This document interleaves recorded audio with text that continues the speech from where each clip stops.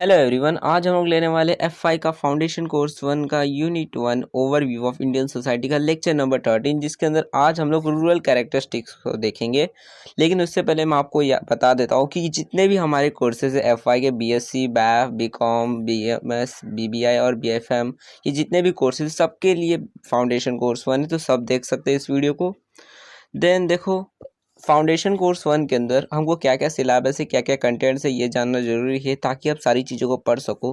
तो total 5 unit आने वाले आपके सेमेस्टर 1 के अंदर। सबसे पहला जो यूनिट है वो है ओवरव्यू ऑफ इंडियन सोसाइटी, जिसको अभी हम पढ़ रहे हैं और जल्दी ख़त्म भी हो जाएगा। दूसरा यूनिट है कंसेप्ट ऑफ डिस्पैरिटी 1, जिसके अंदर हम लोग ये पता करेंगे कि हमारे समाज के अंदर कैसे भेदभाव होता है, उसके बारे में बताया जाएगा कंसेप्ट ऑफ डिस्पैरिटी 1 के अंदर। और तीसरा यूनिट भी उसी से रिलेटेड रहेगा, कंसेप्ट ऑफ डिस्पैरिटी 2। चौथा यूनिट जो है वो है द इंडियन कॉन्स्टिट्यूशन, उसके अंदर हम काफ़ी सारे इंडियन कॉन्स्टिट्यूशन के बारे में जानेंगे। और पांचवा जो यूनिट है वो है significant aspect of political process, यानी कि पॉलिटिकल प्रोसेस जो होती है उससे रिलेटेड काफ़ी सारी इंपॉर्टेंट चीज़ों के बारे में हम जानेंगे हमारे लास्ट वाले यूनिट के अंदर। तो ये सारे यूनिट्स हमारे चैनल पे जल्दी ही आने वाले हैं। तो अगर आपने अभी तक हमारे चैनल को सब्सक्राइब नहीं किया और चैनल पे नए हो तो चैनल को सब्सक्राइब कर लो, ताकि आने वाली वीडियोस को भी आप देख सको और उनकी नोटिफिकेशन आपको मिल सके। तो अब देन स्टार्ट करते हैं टॉपिक को। रूरल कैरेक्टरिस्टिक्स के बारे में पहले ये जान लेते हैं कि रूरल कैरेक्टरिस्टिक्स आखिर है क्या, उसके बाद इसके जितने भी कैरेक्टरिस्टिक्स है उनको लेंगे। तो देखो, रूरल कैरेक्टरिस्टिक्स मतलब कि हम गांव के बारे में जानेंगे। गांव जो होता है, विलेजेस जो होते हैं वो कैसे होते हैं, उनके बारे में जानने वाले इस टॉपिक के अंदर। तो देखो, इंडिया को कहा जाता है एक ऐसा जगह है जहाँ पर ज़्यादातर लोग जो है वो गांव के अंदर रहते हैं, इसलिए इंडिया को लैंड ऑफ विलेज भी कहा जाता है, कि एक ऐसा जगह है जो गांव से भरा हुआ है। तो 2011 सेंसस के हिसाब से हमारे इंडिया के अंदर टोटल 6 लाख विलेजेस है, एस्टिमेट निकाला गया है। अगर एक्यूरेट बताओ तो 6,41,000 है। इतने मतलब विलेजेस है, मतलब मान सकते हो 6,40,000 विलेजेस है हमारे गाँव इंडिया के अंदर। और इन 6 लाख विलेजेस के अंदर हमारी 68.84% की जो आबादी है, मतलब 70% की आबादी जो है वो रहती है हमारे गांव के अंदर। और बचे हुए जो 31.16% जो पॉपुलेशन है हमारे इंडिया की, वो रहती है हमारे शहरों के अंदर। और अगर शहर की बात करें कितने शहर टाउन है हमारे इंडिया के अंदर, तो 7,700 इतने कुछ एस्टिमेट निकाला गया है कि इतने टाउन है हमारे इंडिया के अंदर, शहर है। तो देखो, सबसे पहला जो हमारा रूरल कैरेक्टरिस्टिक है अब वो देख लेते हैं। सबसे पहला जो रूरल कैरेक्टरिस्टिक है वो है कास्ट सिस्टम।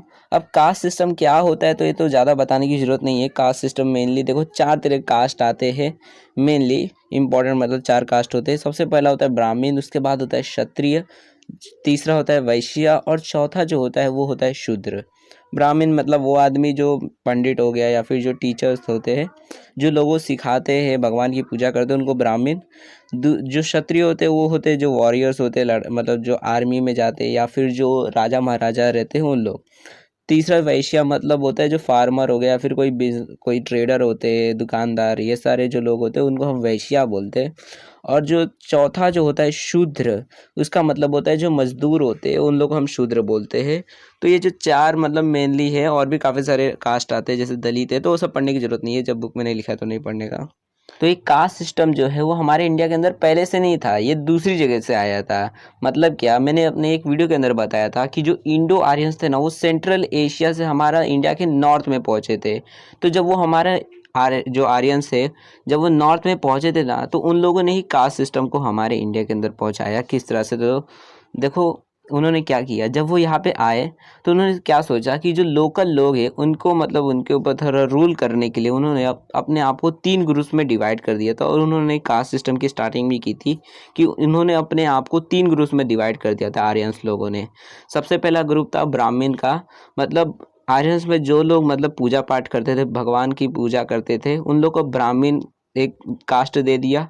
दूसरा जो ग्रुप था वो था क्षत्रिय का, मतलब जितने वॉरियर्स हो गए, राजा महाराजा हो गए जो लड़ाई करते थे, तो उन लोगों को क्षत्रिय का ग्रुप दे दिया। और तीसरा ग्रुप था उनका वैश्य का, जितने भी फार्मर्स होते थे वो सब। और जो शूद्र है वो पहले से इधर जो लोग थे, जो लेबरर जो थे, जो पहले से इंडिया में थे, तो उनको शूद्र ग्रुप दे दिया गया था। तो मेनली 3 ग्रुप्स बने थे आर्यंस के। तो वही से स्टार्टिंग हो गई कास्ट सिस्टम की। और उस टाइम पे क्या होता था, उस टाइम पे क्षत्रिय और ब्राह्मण जो था उसमें रेस अभी चल रही थी कि कौन मतलब बड़ा कास्ट का है, लेकिन उसमें बाद में जो ब्राह्मण है उसको बड़ा कास्ट मान लिया गया और क्षत्रिय को फिर ब्राह्मण से छोटा कास्ट।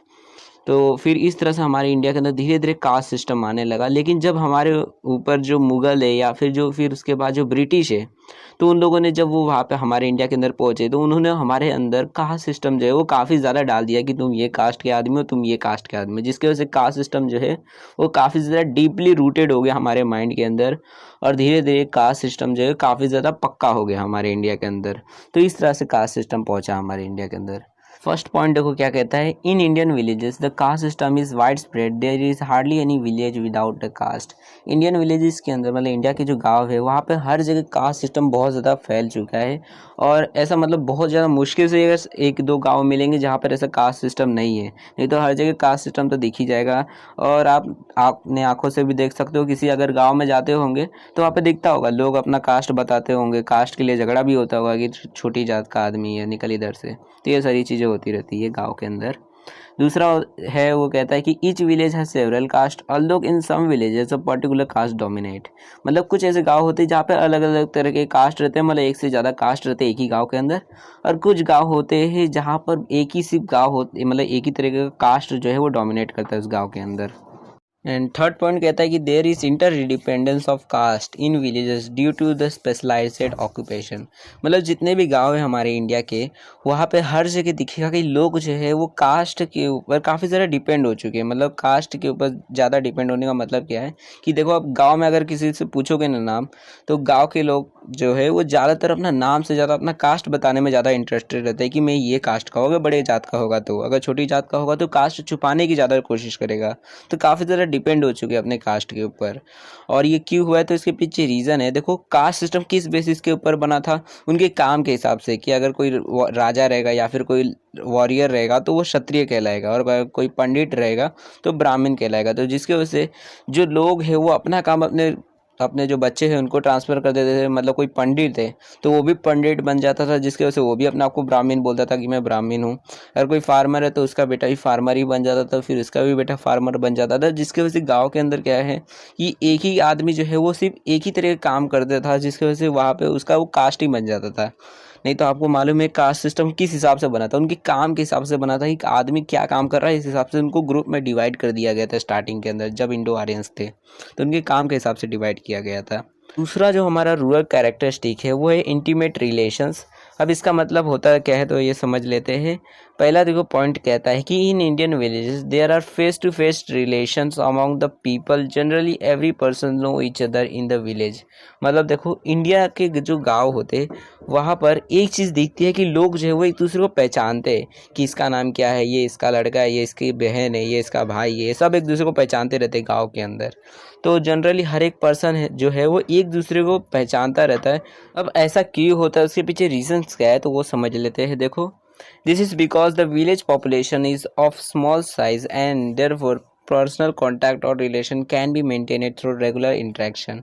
क्योंकि देखो गांव जो होता है ना, गांव में लोग जो होते हैं काफ़ी कम होते हैं। मतलब मुश्किल से आपको 100 से 200 लोग ही मिलेंगे। मतलब ज़्यादा अगर पॉपुलेशन रहेगी गांव के अंदर तो आपको 200-300 तक लोग मिलेंगे, उससे ज़्यादा नहीं मिलते गांव के अंदर जल्दी।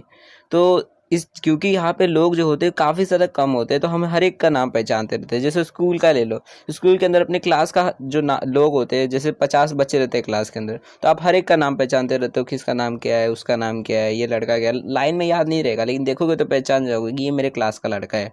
तो वैसे ही गाँव के अंदर भी होता है कि लोग जो होते हैं कम होने की वजह से लोग जो है वो एक दूसरे को पहचानते रहते हैं। ऊपर से हर रोज़ मिलना जुलना रहता है, एक ही गाँव के अंदर रहते हैं, सालों से रह रहे होते हैं, जिसकी वजह से हर आदमी जो होता है एक दूसरे को पहचानता है और समझ जाता है कि ये मेरे गाँव का आदमी, मेरे गाँव का दोस्त है, मेरे गाँव का भाई है। तो इसी को हम इंटीमेट रिलेशन बोलते हैं, जो हर एक गाँव के अंदर दिखता है हमको। दूसरा जो मतलब तीसरा जो हमारा रूरल कैरेक्टरिस्टिक है वो है स्टेटस ऑफ वुमेन का, कि गांव में जो औरतें होती है वो किस तरह की होती है, तो उसके बारे में है। तो देखो सबसे पहला पॉइंट इसका कहता है कि rural womens are very much depend on their man folk, the women require the support of institution like marriage and family. मतलब गांव की जो वुमेन्स होती है वो काफ़ी ज़्यादा डिपेंड होती है मतलब अपने हस्बैंड के ऊपर, कि उनकी शादी अगर हो गई होगी तो वो अपने हस्बैंड के ऊपर डिपेंड रहती है। जो हस्बैंड बोलता है वही वो काम करते हैं। शहर में बात करें तो देखो शहर में क्या होता है ना, शहर की जो वुमेन्स होती है, अगर उनको करना रहेगा तो करेंगे, मतलब हाँ या ना का ऑप्शन रहता है, कि ऑप्शन रहता है उनके पास कि अगर आदमी ने बोला है कुछ काम करने के लिए थोड़ा ये कर देना, तो या तो हाँ बोलेगी या तो ना बोलती है। लेकिन गांव की जो वुमेन्स होती है उनके पास ऑप्शन नहीं होता, वो सिर्फ एक ही चीज़ बोलते हैं, ठीक है कर देती हो। तो गांव की जो औरतें होती है काफ़ी ज़्यादा डिपेंड होती है अपने हस्बैंड के ऊपर, जिसकी वजह से हर एक काम उनका करती है। ऊपर से उनको देखो, गांव की जो औरतें होती है वो काफ़ी ज़्यादा उनको सपोर्ट चाहिए रहता है अपने फैमिली का, और अपने मतलब शादी का, मतलब शादी करना ज़रूरी होता है गांव के अंदर, और फैमिली का भी सपोर्ट चाहिए रहता है, जिसकी वजह से वो काफ़ी ज़्यादा मतलब उनको सपोर्ट चाहिए रहता है अपने फैमिली का। दूसरा जो पॉइंट है वो कहता है कि the rural women mostly engage in indoor activity, they work in field as well, they are very much attached to their family members. मतलब क्या कि जो गांव की जो वुमेन्स होती है काफ़ी ज़्यादा घर के काम में ही एंगेज रहती है, मतलब घर के ही काम खाली करती रहती है, और थोड़े बहुत अगर कुछ खेत के काम रहेंगे तो वो करेंगे, घर से बाहर नहीं निकलती है, इंडोर एक्टिविटीज़ करती रहती है, घर के अंदर जो काम करना है वो करेंगे। और साथ ही साथ में ये जो गांव की वुमेन्स होती है, रूरल वुमेन्स जो होती है, काफ़ी ज़्यादा अपने फैमिली मेम्बर से अटैच होती है, मतलब उनसे दूर नहीं होना चाहती है, मतलब अकेले किधर और रहना नहीं चाहती है, वो सबके साथ में रहना ज़्यादा चाहती रहती है गांव की वुमेन्स। आपको अच्छी अच्छी चीज़ें सारी लिखनी है पेपर के अंदर कि गाँव की वुमेन्स बहुत मतलब इस तरह से होती है कि एक दूसरे से अटैचड रहती है, किसी से झगड़ा नहीं करती है। थोड़ी बहुत रियलिटी थोड़ी अलग भी होती है कि गांव में जो सास और बहू में थोड़ा बहुत झगड़ा चलता रहता है, वो सारी भी चीज़ें रहती है, तो वो सारी चीज़ें नहीं लिखनी है। तीसरा पॉइंट है वो कहता है कि the women adjust themself to the family condition and make sacrifices in the interest of the family. मतलब क्या कि जो गांव की जो वुमेन्स होती है वो अपने आप को एडजस्ट कर देती है कि फैमिली की कंडीशन के हिसाब से, मतलब अच्छी कंडीशन नहीं चल रही है तो ये नहीं कि उस टाइम पे लिपस्टिक पाउडर चाहिए रहेगा, उस टाइम पे उस हिसाब से अपने आप को मतलब थोड़ा बहुत एडजस्ट कर लेंगे, अपने जो रिसोर्सेस है जो जो चीज़ें चाहिए रहती है उनको थोड़ा कम कर देंगे, मतलब फैमिली के हिसाब से अपने को एडजस्ट कर लेते हैं गाँव की औरतें होती है, तो ये सही है कि हाँ एडजस्ट कर लेते हैं। और काफ़ी सारे सेक्रीफाइसेस भी करते हैं कि उनका जो मतलब कुछ करने का मन करता है तो वो नहीं कर पाते हैं अपने घर वालों की वजह से, कि वो चाहते हैं कि मेरे को कुछ करना है, मेरे को कुछ काम करना है, या फिर कुछ उनका सपना रहता है तो वो सारी चीज़ें नहीं कर पाते फैमिली की वजह से, तो काफ़ी सारे सेक्रीफाइसेस करते हैं रूरल के गाँव के जो वुमेन्स होते हैं। हमारा जो नेक्स्ट जो चौथा रूरल कैरेक्टरिस्टिक है वो है ऑक्यूपेशन का, कि गांव में आखिर काम किस तरह का होता है, लोग काम कैसा करते हैं। जैसे शहर के अंदर तो काफ़ी सारे तरह के काम होते हैं, गांव में कैसे काम होते हैं, तो गांव के अंदर जनरली लोग जो होते हैं वो खेती बाड़ी करते हैं। आपको भी पता है कि गांव में अगर आपको सपना भी आएगा गांव का तो खेती दिखेगा आपको, इसी तरह का इमेज आ जाएगा कि खेत वेत है, आराम से पहाड़ है थोड़े बहुत हल्के हल्के, जहाँ पे हरी हरी घास है, यही सारी चीज़ें दिखती है। तो देखो पहला पॉइंट कहता है कि the rural peoples are mostly engage in agriculture, मतलब खेती बाड़ी के अंदर ही ज़्यादातर जो गांव के लोग होते हैं वो उसी में वही सारे काम करते रहते हैं, खेती बाड़ी से ही काम करते रहते हैं। तो दूसरा देखो एस्टिमेट बता रहा है कि हमारे सेंसस के हिसाब से हमारे इंडिया के अंदर about 80% of the village people are directly और indirectly connected with agriculture and other related areas. जो हमारे 80% जो लोग हैं, मतलब 80% जो मतलब 80% जो लोग हैं हमारे इंडिया के जितने भी गांव के अंदर रहते हैं वो सब के सब खेती से ही रिलेटेड काम करते हैं, और जो बचे हुए 20% है वो बाकी सारे काम करते हैं। और खेती से मतलब डायरेक्टली नहीं कि सब खेती ही करते रहते हैं, कुछ मतलब लोग होंगे जो खेती करते, कुछ लोग होते हैं जो खेती नहीं करते, वो जैसे अब कुछ सब्जी वाले रहते हैं तो वो खुद खेती नहीं करते, वो दूसरों से सब्जियाँ खरीद के बेचते हैं, तो उसी से रिलेटेड लेकिन काम करते, खेती से रिलेटेड काम करते हैं 80% जो लोग होते हैं हमारे गांव के अंदर। तो इसलिए therefore the prosperity of rural areas is directly connected with agriculture, मतलब जो गांव का जो एरिया होता है वो डायरेक्टली कनेक्टेड होता है खेत से। मतलब अगर आप गांव के बारे में सोचोगे भी तो आपको खेत दिखेंगे, हरे हरे घास दिखेगी, पेड़ पौधे दिखेंगे, ये सारी चीज़ें दिखेगी, गांव का इमेज अगर माइंड में आता है तो ऑक्यूपेशन वहाँ का मेनली जो है वो एग्रीकल्चर ही रहता है, खेती ही रहती है। तो इसलिए हमारे इंडिया के अंदर खेती जो है वो काफ़ी ज़्यादा होती है, और गेहूँ का काफ़ी ज़्यादा, हमारे गेहूँ चावल ये सारी चीज़ें हमारे इंडिया के अंदर बहुत ज़्यादा उगती है। पांचवा जो रूरल कैरेक्टरिस्टिक है वो है साइज ऑफ द पॉपुलेशन। अब इसका क्या कहना है, तो देखो हमारे इंडिया और बाकी के जो देश है हर जगह अलग अलग तरीके हमको दिखेगा। किसी देश के अंदर दिखेगा कि गांव के लोग जो है वो ज़्यादा रहते हैं, मतलब गांव बहुत सारे हैं किसी देश के अंदर, जैसे इंडिया है तो 70% लोग गाँव के अंदर रहते हैं। ऑस्ट्रेलिया है तो ऑस्ट्रेलिया में अलग तरह के लोग दिखेंगे, वहाँ पे दिखेगा कि वहाँ पे कम लोग रहते हैं या फिर ज़्यादा लोग रहेंगे। जापान के अंदर दिखेगा कि वहाँ पे हमसे कम लोग रहते हैं, मतलब ज़्यादा कम लोग जो है वो गाँव के अंदर रहते हैं, ज़्यादातर लोग शहर के अंदर रहते हैं उनकी टोटल पॉपुलेशन में से। तो देखो majority of India's population live in villages as per 2011 census 68.84% of the India's total population live in at villages. It in advance country the rural population form a small part of the total population. देखो India के अंदर जो ज़्यादातर जो लोग हैं वो गांव के अंदर रहते हैं, और इसके पीछे रीजंस ये है कि वो देखो गांव में खेती बाड़ी रहती है, तो लोगों के पास जब काम नहीं रहता तो एक ऑप्शन दिखता है कि चलो खेत है वहीं पे हाथ बटा देते हैं, तो इसकी वजह से ज़्यादातर लोग जो है गांव में ही रहते हैं। ऊपर से देखो हमारा 2011 के सेंसस से हमको पता चला है कि 68.84% जो हमारी टोटल आबादी है उनमें से 68 मतलब 70% जो लोग हैं वो गांव के अंदर ही रहते हैं। और जो हमारे एडवांस कंट्री जो बड़े बड़े कंट्रीज है जैसे यूएस है या फिर जापान है जो मतलब काफ़ी ज़्यादा एडवांस है, तो वहाँ पर रूरल पॉपुलेशन जो है वो काफ़ी छोटा सा पार्ट होता है टोटल पॉपुलेशन का, मतलब 100% में से मान लो वो 10-15% होता है रूरल पॉपुलेशन, तो काफ़ी कम रहता है। जैसे कि यहाँ पर बताया जा रहा है, देखो as per world development indicator, मतलब बेसिकली वर्ल्ड बैंक का एक इंडिकेटर है, वो बताता है कि कौन सा देश किस तरह से चल रहा है। तो देखो उसके हिसाब से 2011 में उन्होंने किया था, तो उसके हिसाब से जापान के अंदर 9% जो लोग हैं वो गांव के अंदर रहते हैं, ऑस्ट्रेलिया में 11% लोग गांव के अंदर रहते हैं, मतलब रूरल पॉपुलेशन है, और अमेरिका के अंदर रहते हैं 18%, मतलब यूएसए के अंदर जो है वो 18% लोग जो है वो गाँव के अंदर रहते हैं, रूरल बेस्ड पॉपुलेशन है 18% वर्ल्ड इंडिकेटर के हिसाब से। अब देखो दूसरा पॉइंट जो है वो रीज़न बता रहा है कि क्यों हमारे इंडिया के अंदर मतलब इतना ज़्यादा लोग जो है वो गांव के अंदर रहते हैं, कि क्यों मेजॉरिटी पॉपुलेशन जो है वो गांव के अंदर रहता है और शहर के अंदर क्यों नहीं रहते जैसे बाकी देश की तरह। तो देखो मेन रीज़न क्या है, तो the main reason for majority of population in rural India is due to developing nature of Indian economy and majority of the workers were engage in agriculture.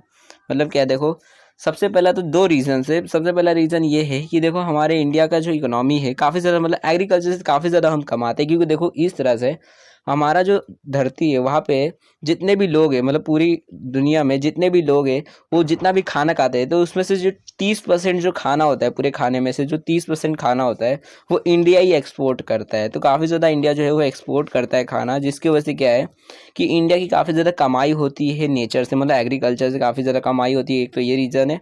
दूसरा रीज़न ये है कि ज़्यादातर जो लोग हैं हमारे इंडिया के अंदर उनके पास काम नहीं रहता। आप शहर में जाते हैं तो इतनी ज़्यादा पॉपुलेशन है कि लोगों का काम ही नहीं रहता, अनएम्प्लॉयमेंट इतनी ज़्यादा रहती है, जिसकी वजह से लोग जो उनके पास एक ऑप्शन बच जाता है कि चलो अब काम नहीं मिल रहा है तो अपना खेत है वहीं पे हाथ बटा देंगे, पापा के पास खेत है ही वहाँ पर काम करेंगे। तो इसकी वजह से हमारे इंडिया के अंदर जो 55% जो लोग होते हैं ना वो खेती बाड़ी ही करते रहते हैं, तो क्योंकि उनके पास काम नहीं रहता है इसकी वजह से। तो देखो therefore due to unemployment factor people get concentrated in rural area, कि लोगों के पास काम नहीं रहता शहरों के अंदर और गांव में काम होता है। मतलब गांव के अंदर ऐसा नहीं कि बहुत ज़्यादा एम्प्लॉयमेंट है, एग्रीकल्चर खाली एक ऐसा एम्प्लॉयमेंट है जो मतलब हर एक आदमी कर सकता है। तो देखो एम्प्लॉयमेंट वहाँ पर यही है कि खेती बाड़ी है, आप खेती बाड़ी कर सकते हो, और ज़रूरी नहीं है कि एक खेत के अंदर एक ही आदमी काम करेगा, चाहे तो 5-6 आदमी भी काम कर सकते हैं, जिसकी वजह से वहाँ पे काम होता है गाँव के अंदर। तो इसकी वजह से ज़्यादातर लोग जो है वो गाँव के अंदर ही रहते हैं और थोड़ा बहुत पेट पालने के लिए खेती बाड़ी कर लेते हैं। तो ये सारे रीजंस है हमारे इंडिया के अंदर क्यों रूरल पॉपुलेशन जो है वो ज़्यादा है दूसरे कंट्रीज से। अब देखो आज हम लोग बस यही तक 5 रूरल कैरेक्टरिस्टिक्स देखेंगे, बाकी के जो हमारे कैरेक्टरिस्टिक्स है वो हमारे आने वाली नेक्स्ट वीडियोस जो है उनके अंदर आपको मिल जाएगी। अगर वीडियो को आप लेट देख रहे हो तो यहाँ पर वो वीडियो आ चुकी होगी, और अगर आप अभी तुरंत 1-2 दिन पहले ही देख रहे हो तो चैनल को सब्सक्राइब कर दो, ताकि वो वीडियो जब आएगी तो आपको उसकी नोटिफिकेशन मिल जाएगी। और इस वीडियो को अपने दोस्तों के साथ भी शेयर कर दो ताकि वो भी देख सके और थोड़ा बहुत हमारा भी आगे बढ़ सके हम लोग भी। तो इस वीडियो को अपने दोस्तों के साथ शेयर कर दो प्लीज़, एंड कमेंट में कर देना कोई भी अगर डाउट होता है, या फिर अगर कोई सजेशन है आपको कि कौन से रिलेटेड टॉपिक्स के बारे में भी अगर कोई सजेशन रहेगा या फिर कुछ आपको आइडियाज़ रहेंगे तो आपको जो भी आपको कहना है कमेंट सेक्शन में आप लोग बोल सकते हो। So thanks for watching my video, हम अपने नेक्स्ट वीडियो में मिलेंगे।